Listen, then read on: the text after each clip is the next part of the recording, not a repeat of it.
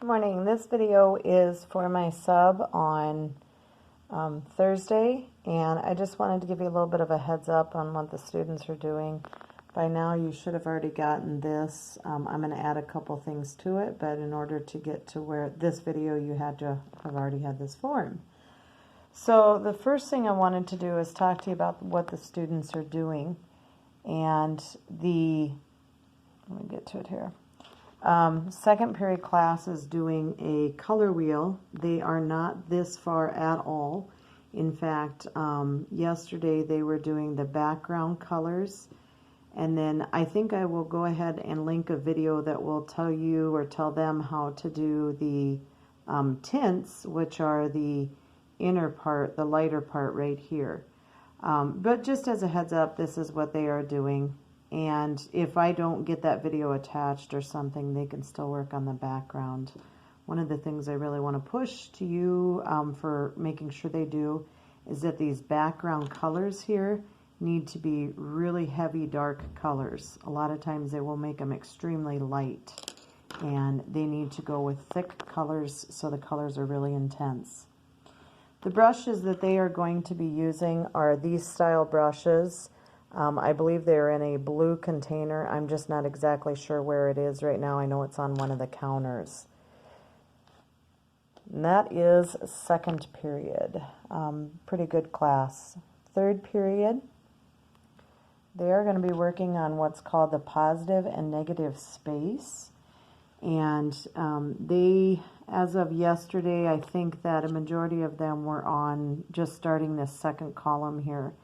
And they know the requirements. We went over them yesterday. They were supposed to do, they have to do a double cut at least one more time in their picture.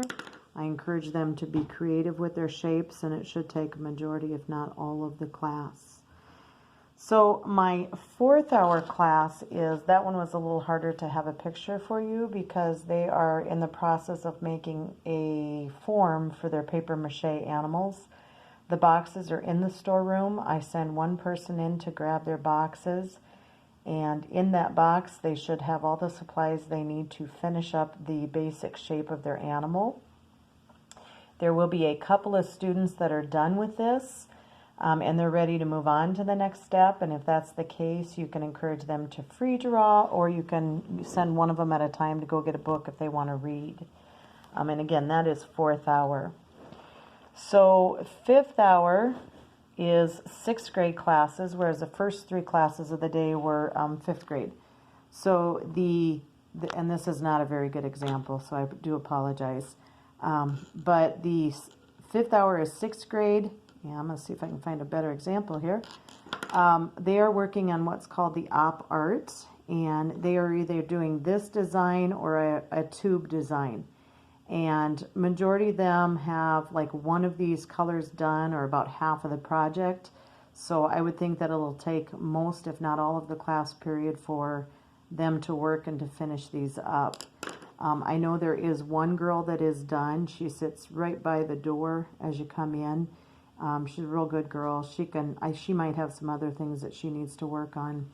If anybody else gets done with this and there's class time left, again, I would encourage them to free draw.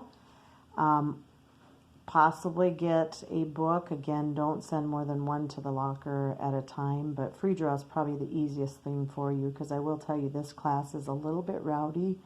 You'll want to make sure that you really keep your thumb on them and keep them in line. So, and that's fifth hour. Let's see here. So seventh hour is after lunch, and I do have lunch duty. And oops, I forgot to mention that the fifth hour doing the op art, they are going to use brushes like this, except for they're going to use brushes like this.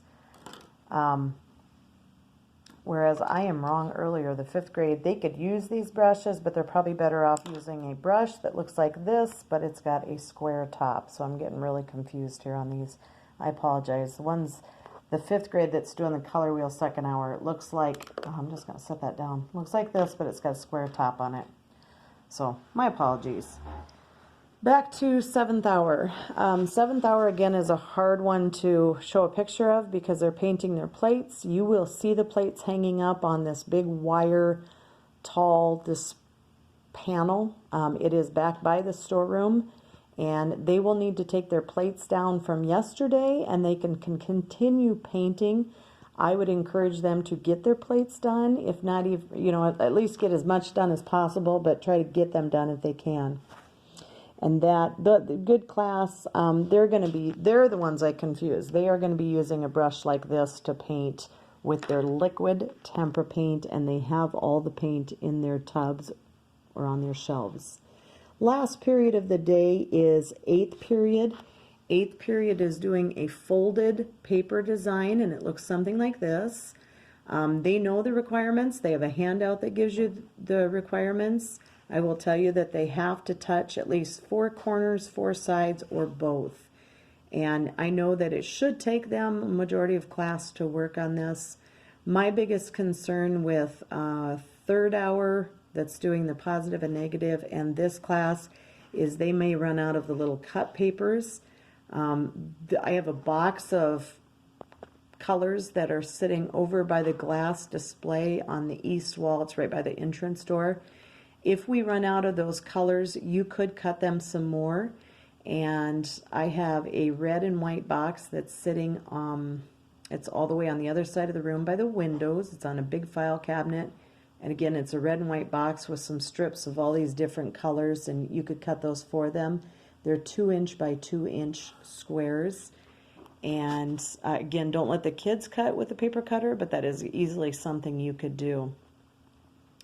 So hopefully this answers any of your questions. And again, second hour we'll be using for the color wheel something that looks like this, but with a square top.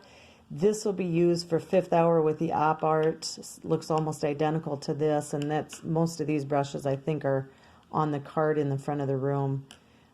They might even be by the entrance door. And then this one is going to be for seventh period as they're painting the liquid tempera with the color wheel.